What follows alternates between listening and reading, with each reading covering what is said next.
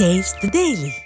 సొంత చెల్లిని మాగంటి తల్లిని బీఆర్ఎస్ వర్కింగ్ ప్రెసిడెంట్ కేటీఆర్ మోసం చేశారని మంత్రి సీతక్క మండిపడ్డారు.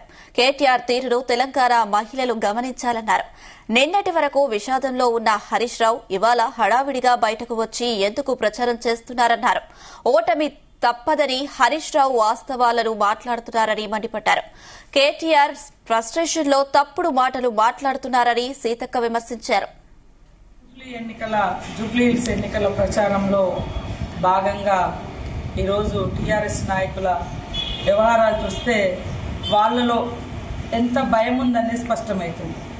ఈరోజు కాంగ్రెస్ పార్టీ అధికారంలో ఉండి ప్రజా సంక్షేమానికి కట్టుబడి మరొకవైపు అభివృద్ధి మరొక దిక్కు ప్రజా సంక్షేమాన్ని అమలు చేస్తున్నటువంటి ప్రభుత్వం కాంగ్రెస్ ప్రభుత్వం, రేవంత్ రెడ్డి గారి ప్రభుత్వం.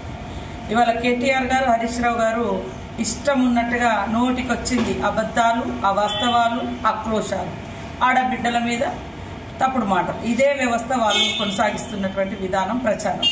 ఇవాళ నేను కేటీఆర్ గారిని ఒకటే మాట మాట్లాడుతున్నాను.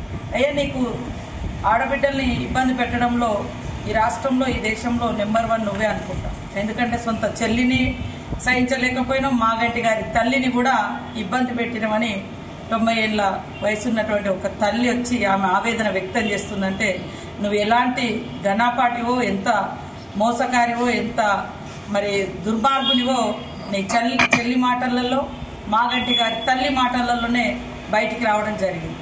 ఇలా హరీష్ రావు గారు బయటకు వచ్చి మరి నిశ్శబ్ద విప్లవం అని అంటున్నారు. ఆ రోజు కూడా 2003 ఎన్నికలలో మాకు నిశ్శబ్ద విప్లవం ఉంది, మేము గెలుస్తున్నాం అంటే ఆ మాట నిన్ను నిండా ముంచింది.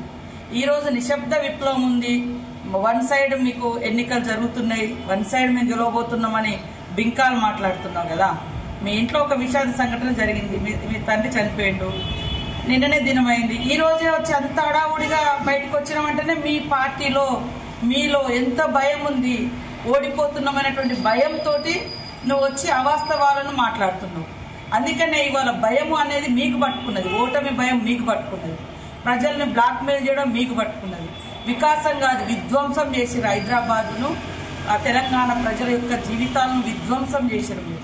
ఇవాళ తెలంగాణ ప్రజల కోసం తెలంగాణ ఇచ్చిన కాంగ్రెస్ పార్టీగా తెలంగాణ ప్రజల యొక్క ఇబ్బందులు తెలిసి అవన్నీ పరిష్కరిస్తూ పేదలకు ఇల్లులు కానీ, పేదలకు మరి సన్నబియ్యం కానీ, కనీసం 10 ఏళ్లలో రేషన్ కార్డులు కూడా ఇవ్వనటువంటి దుర్మార్గమైనటువంటి దుష్టపాలన మీది విధ్వంసం, మాది వికాసం.